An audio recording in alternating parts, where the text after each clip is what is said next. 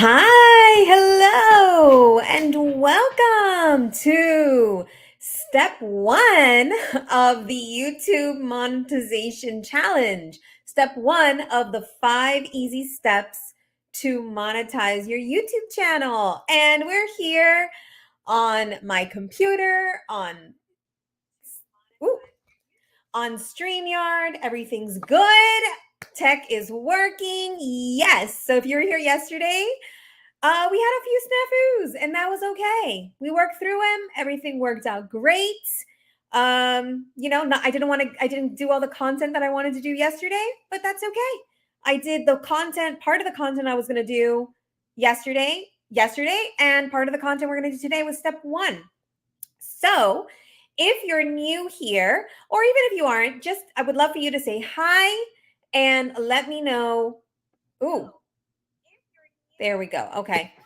Let me put down the volume. I just realized my volume was a little funky. Okay, there we go. So, if you're new here or if you're not, wherever you're at, let me know. Are you completely brand new to YouTube?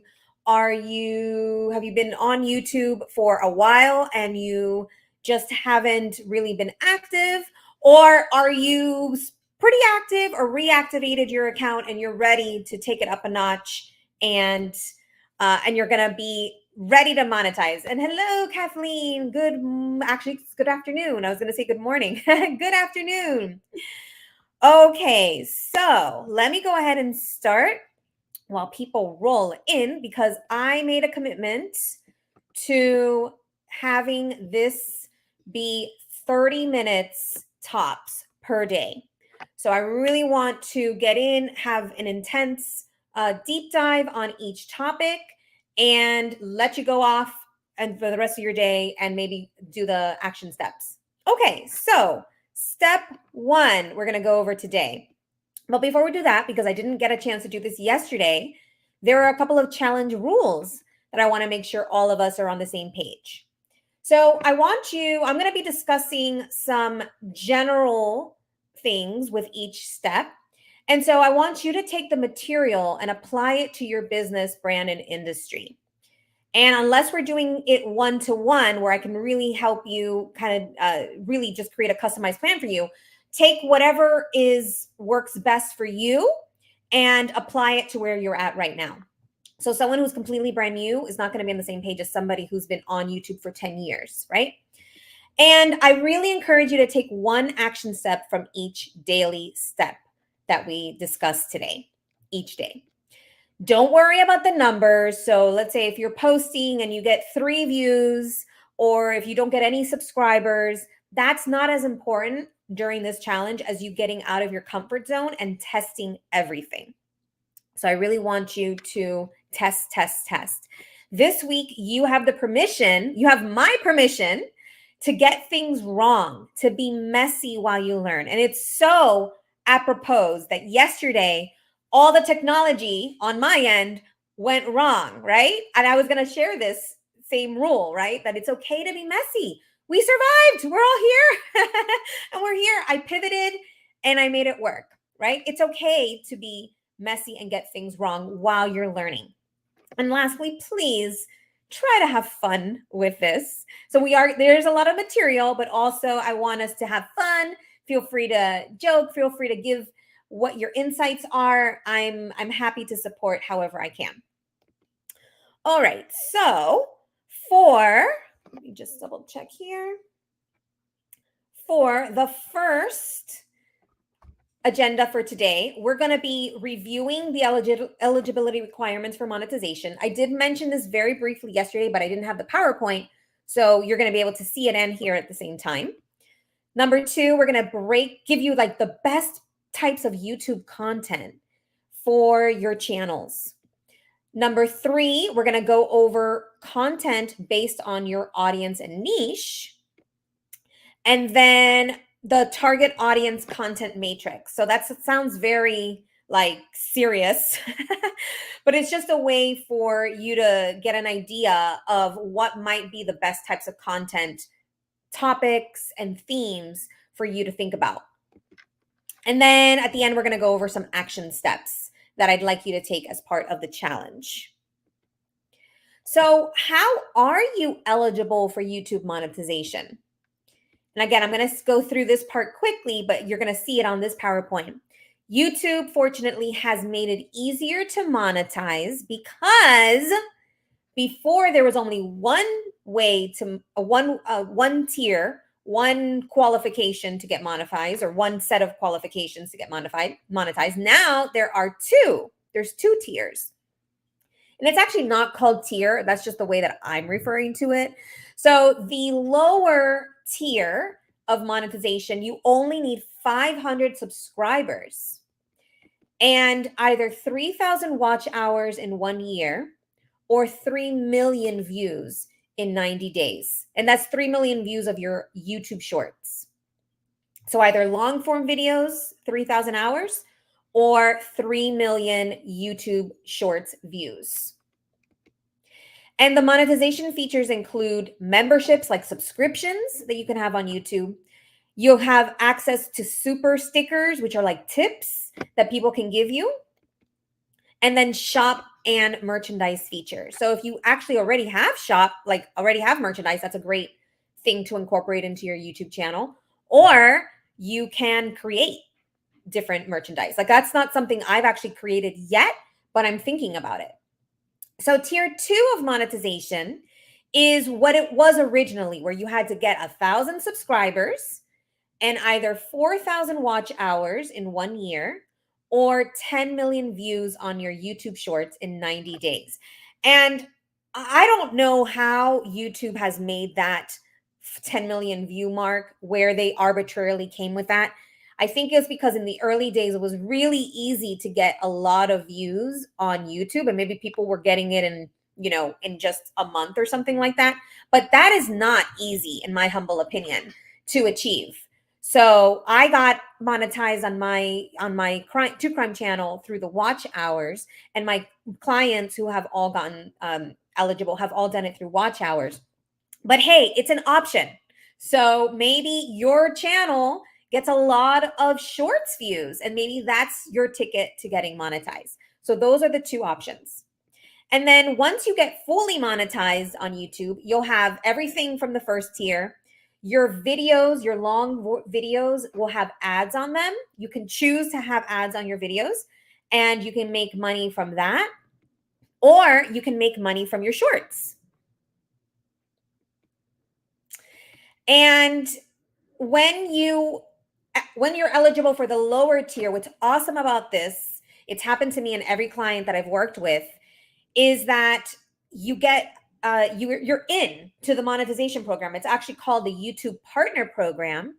So once you qualify for that, then once you hit the higher benchmark, you don't have to re-qualify. You don't have to reapply. You're already in. And so that means you can start monetizing your videos through ads right away. And in one case, I had a client who applied and got accepted to the partner program. She met the first tier, then the second tier in just 17 days. And actually, I had written 16 days, and in my mind, I had 18 days. So I'm putting it right in the average of 17 days, but it might have been 16 days. But in any case, that is just, it's possible for you to get your channel monetized quickly. And for me, on my end, I did it in a few months. And I know that it could have been done a lot faster if I had me, or if I had someone else that was coaching me on how to monetize my channel quicker. So here's the thing. It just takes one video. It could take one video to get monetized. So imagine if you just got one short that went super viral with 10 million views, boom, you qualify. Of course, assuming you get the subscribers. And then 1 hour video, so a 60-minute video with 4,000 views that people watch almost 100% of the way, that can get you qualified for monetization. And maybe that seems like it might be too much, right, for you. Well, then maybe it's 20 shorts with 500,000 views each. Or maybe it's 4 60-minute videos with 1,000 views each. Maybe that seems a little bit, or maybe it's 8 half-hour videos with 500 views each. right? So it's much more attainable and possible than you think. So within the 5 steps, we're going to go over the first step today, which is actually, before I do that, if you're excited to monetize your channel and to put in the work to get the channel monetized, type yes in the chat. I'd love to see, because I was excited for it, and I'm excited for everyone who has a YouTube channel to get their YouTube channel monetized.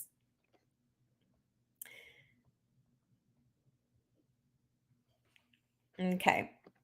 So we're going to start with step 1 is create your captivating content. So if you want to grow on YouTube, you must have content. You must have, the only people who can get away with not having any videos or any content posted are people who are already very, very well known. Like a celebrity, I don't know, like Jennifer Aniston might create a brand new YouTube channel and she might get, 1 million subscribers right away. But everyone else who isn't already a celebrity needs to create content. And so this is just a quick rundown. If you're new, this is just really for the newer YouTube or YouTubers, because you are now de facto, just by the fact that you are in this challenge, you are officially a YouTuber. Congratulations. So for new YouTubers, you have long form videos. So those are historically, when you've watched a YouTube video over the last decade, that would be a long form video. Okay. Then there's the shorts, which you watch on your phone, although you can watch them on the computer as well, but they're the vertical videos, and those are up to 60 seconds. Then you have a live stream with a chat, which is what I'm doing right now. So that's another option, which is a great option for people who don't have a lot of time to edit videos, or maybe don't even have the software to edit videos. A live stream is a really great way to get the content out quickly and start to build an audience, a community on YouTube. The fourth type of content is what's called a premiere, which is a kind of like a hybrid. That's a pre-recorded video that looks like it's a live stream with a chat. And one of my clients loves this. I introduced this idea and concept to her. She's a dance instructor, and she's creating a lot of these premieres that she's recorded in advance, and she's able to engage with her audience, because you can't engage with your audience by chat on a live video. It's not as easy as when you do it as a premiere. And then the last type of content on YouTube is what's called a community post. And that's a community tab that allows you to post photos, videos, polls, and quizzes. And so that's kind of like your filler, I'll call it. Like you can be posting maybe a few times a week on videos, but maybe doing community posts every day or every other day. So that allows you to create that engagement with your audience. So those are the types of content. And what's amazing about YouTube and why I'm really creating this is that my clients, most of my clients anyway, are educators. They're experts, coaches, trainers, speakers, authors who have a message to share. So like in the case of the dance instructor, she's an expert in dance. I've got coaches that are experts in all sorts of things, educators, authors. So it allows you to showcase your expertise. So I suggest that you choose topics that you can and want to discuss, right? And so just diving into your area of expertise, I'm sure you can come up with content that you can discuss. And what I suggest is that you make content that shows that you're credible in a topic. So even in the case of my other channel, True Crime Channel, I was not an expert in true crime at all. But I did the research necessary when I covered cases to show that I knew what I was talking about and that I was credible in the topic, even though I would not say I was an expert, but it showed that I was credible. And so that's what I suggest for most of you. This is a piece of cake because you're already putting out content that shows your expertise. So that's the first thing, is making sure that you're putting out content where you have already expertise and credibility. Oh, and I got some more yeses. Yukiko and Kathleen, Artista Mundo. Yes, yes, yes. Awesome. So the second thing to consider when you're developing your content is your niche or your niche. And this is the segment of the YouTube market you're going after. So like in the case where I mentioned that other channel that I had was a true crime niche. That is its own like community on YouTube. And what I suggest, especially for those of you who are starting a new channel or who are reactivating a channel, is to go broader and more general at first, to cast a wider net and find your YouTube voice and audience. So, and I'm going to give you some examples of what I mean by this, but just start to think about in your specific market, in your specific niche.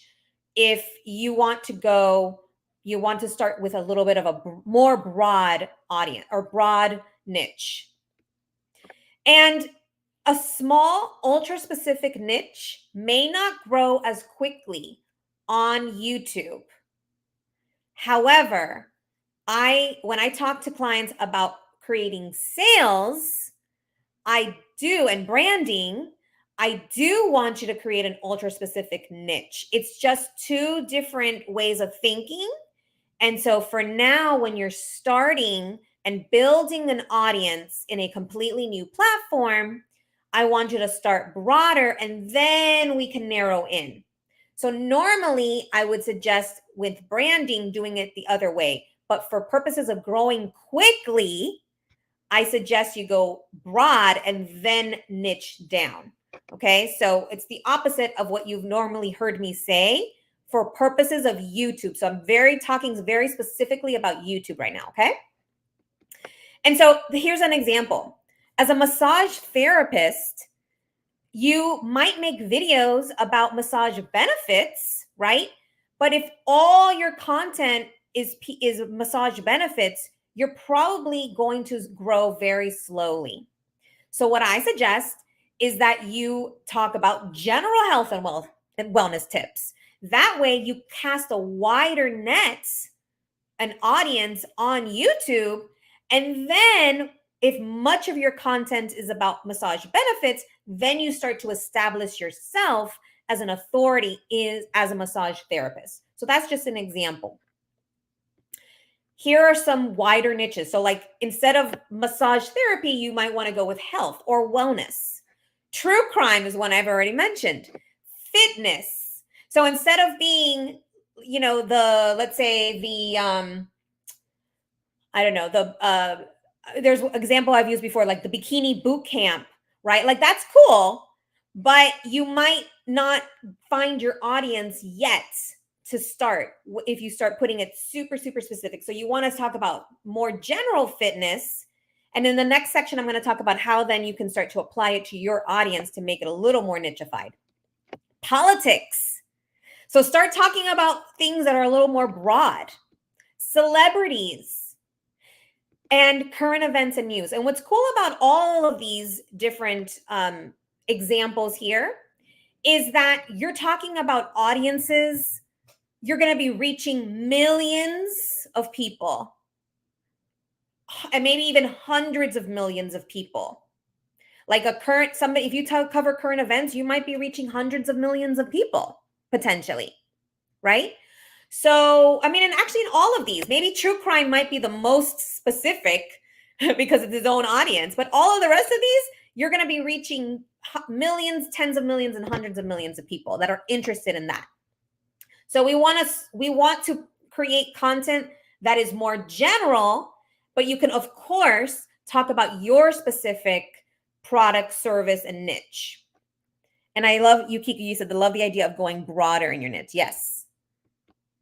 And so here's where, when we talk about your audience, where then maybe you can be a little bit more specific. So like, for example, if we go back to, let's say, health, like where I said the bikini boot camp for women, that's where you might go with health and fitness, but you're targeting women. So then you can, tailor your content for women. So that's what we think about the audience. Who's your audience? And if you're not sure, pick one for now. So as an example, for me, for my other channel, was female true crime enthusiasts. Many of the true crime enthusiasts are female, so that's easy. But that's just one way to look at that particular audience. So think about, and then for my this branding and visibility channel, it's mostly female entrepreneurs and creators and YouTubers, aspiring YouTubers. So start thinking about, I don't want you to go crazy with this today or get overwhelmed, but start to think about what is some of the content that they need, want, and care about. And this week, you're going to hear me say this magic word, test, multiple times. I want you to start thinking about testing what different types of content engages your audience. Is it short videos? Is it long videos? Is it live streams? Is it more entertaining videos? Excuse me. Is it more educational videos? Maybe you test a lot of different types of content. Like I have a client, my dance instructor actually, who I suggested she have some me time because she's just had a really rough week.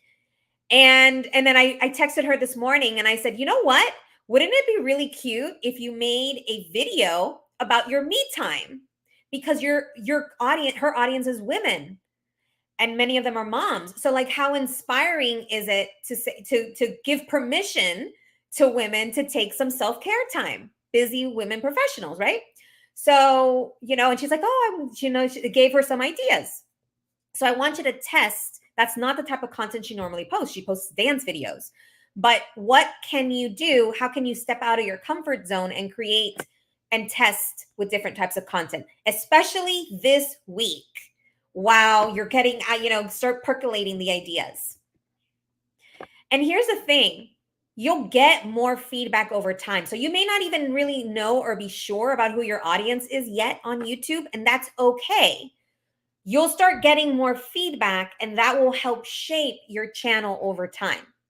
As an example, with my true crime channel, I actually realized that the women who are mostly made up of my audience are very empathetic and they really care. And so I changed, and I actually do too. I changed how I presented that channel because it felt better for me. It felt more in alignment with my goals and with their goals. And on that note, it's so important for sustainability of your channel to make sure that your content, what you're posting, is infused with your passion and purpose. And many of you already get that. So it's kind of like preaching to the choir, but I do have to make sure that I mention this because it's easy to just kind of get into a robotic, like, okay, I'm going to rinse and repeat, create more, create more, and you get drained and overwhelmed. So I want to make sure that you remember that it's important to create the content you love that feels good and you can be proud of. And your passion and purpose is attractive. So when you're talking about something you love, it's a whole different energy than something that you're just okay with, right? So it's important to talk about things you have credibility and expertise in, but if you can include what you're passionate about or add elements that you're passionate about, it will definitely help you attract more of your audience and grow faster. And the thing is, for sustainability, and when I mean sustainability, I mean over time. So anyone can grow their channel in 30 days. Anyone can do that. 21 days, 30 days, that's not you're not going to get exhausted necessarily over 30 days. But for sustainability, if you want this to be a long-term platform where you're going to be putting out content, getting leads, and making money, you definitely need to have a sustainable platform. And that means creating content you love. And that's part of the reason why I changed the purpose of my channel, my true crime channel. I don't even call it, it's not even true crime is not even in the name anymore. I just call it that because that's really the niche. So this is the matrix I'm going to share with you. And, when you're developing your content strategy, you want to start with content that you already have authority or credibility in, like we talked about, right?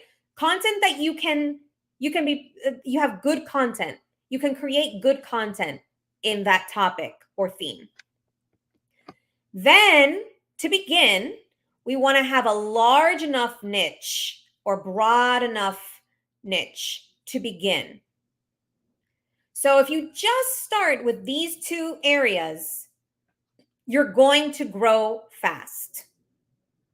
However, then we need to start thinking about what our audience cares about and get feedback when we post our videos. We're going to get that feedback, and then we're going to create more of what our audience cares about. And it'll be more refined to your audience and your brand. And then if you really want to make sure that you get a sustainable channel, it has to be infused with your purpose and passion. And so it's almost like, you can start with creating content that you have authority in, and then that you have in a larger audience. And then as you start to, it's almost like it starts to get more and more niche down as you continue, right? So there's that magic, and I don't want you to get too concerned with this today, but this is just for you to start thinking about longevity wise, is thinking about, all of these factors. Okay. So just doing a time check, and I'm going to end now in a few minutes. But for those new or revived accounts, you'll want to start with your existing content. So if you are an older YouTube account, or if you're completely new, look at what you have on your other channels. I know many of you post on Facebook and on Instagram. Look at what content you already have, and you can use that as a baseline for starting to post on YouTube. And start by posting videos you already have until you create new content. That's what I did. When I started to reactivate my account, I just started posting. I have so many masterclasses. I started posting masterclasses, hour-long masterclasses, to help me build my channel. So all of that is going to help as a baseline in your first, let's call it your first month on YouTube, when you're reviving your account. And here I'm going to end with this, which is creativity. Some of my clients, and some of you, because I hear the feedback, worry that you won't have anything to talk about, or you'll run out of. Some people worry that their audience won't be interested in what they have to say. And what I would like to tell you is, even if you're having a little bit of a challenge right now coming up with topics or content to create, start with the content you already have, and you'll start to find the right topics that attract your audience. You'll just start to get feedback. What's resonating with your audience? What's getting engagement? What isn't? And you can use all of that to help you create better content and to lead your content strategy. And I promise that your creativity will increase over time. When I first revived my channel, it was about 6 weeks ago. That first week, the content that I posted was not very good. and it was because I was rusty. I was rusty. I needed to just kind of get that out of my system, be messy. And then content started getting better.